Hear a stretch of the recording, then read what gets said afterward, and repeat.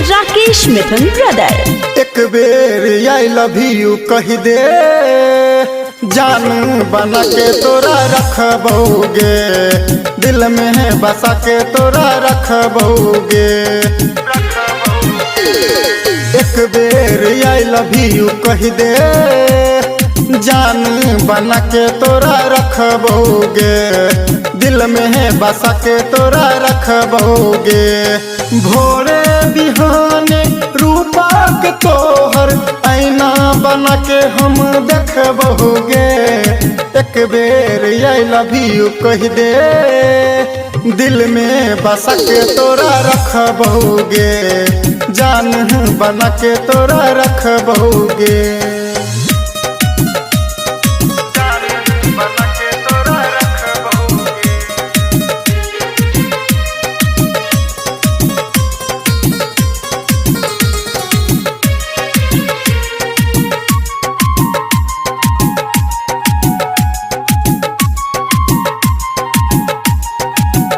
हेगे रनिया बने बो दिल जनिया बने बो अपन लैला।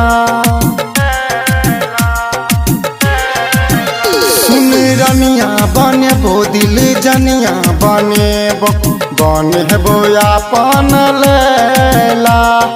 हमरा के अपन मजनू बना ले, जीवन में हम छी अकेला।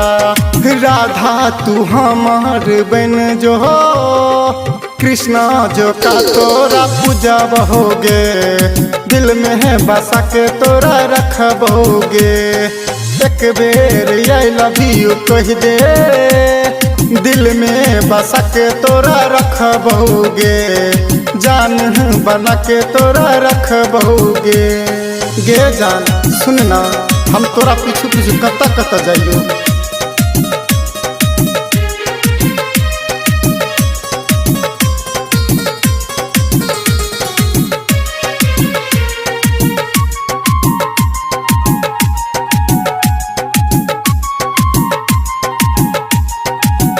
हेगे लालू मुरारी मिथुन राकेश रोशन, करत होगे दिल के रखवारी।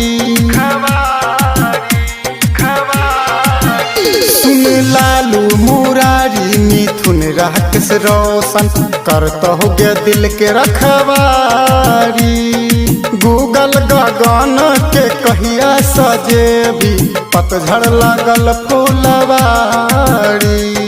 आस लगावल नहीं तोड़ी हा, हमरे तू अपन बनई गे, दिल में बसा के तोरा रखबोगे।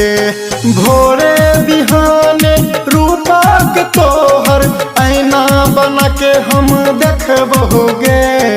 एक बेर आई लव यू कह दे, दिल में बसा के तोरा रखबोगे, जान बना के तोरा रखबोगे। हेगे आबो मान जो ना।